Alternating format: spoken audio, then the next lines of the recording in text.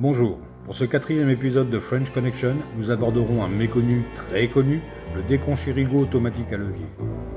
La société Desconchers-Rigaud et compagnie déposera un brevet pour le dessin de ce couteau le 9 mai 1952.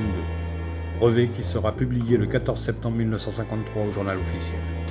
Il s'agit d'un gros couteau de chasse à ouverture par levier qui sera édité à des centaines d'exemplaires grâce à un contrat avec la manufacture de Saint-Étienne, j'ai nommé Manufrance. Ce couteau sera au catalogue de la célèbre maison de vente par correspondance dès la fin des années 50, et il deviendra célèbre sous ce nom de Manufrance. C'est pour cette raison qu'on peut le trouver avec le timbre Manufrance, avec le timbre Le Vilebrequin, avec les timbres de coutelier revendeur ou tout simplement juste un poinçon inox.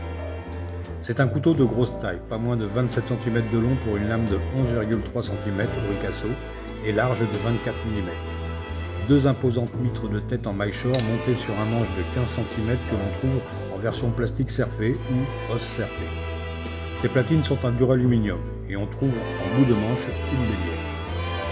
Fort de ce succès, Desconchers-Rigaud en feront une version moins imposante, de 22,5 cm pour une lame de 9,2 cm et conservant la même largeur. Alors quand on vous propose un Manufrance sans le timbre de la marque à l'étoile, n'oubliez pas, c'est de toute façon un Desconchers-Rigaud, un nom souvent resté dans l'ombre de l'AMF Saint-Étienne. Pour le 5e épisode, nous irons voir le système de fermeture breveté de la coutellerie Bégon. Ciao!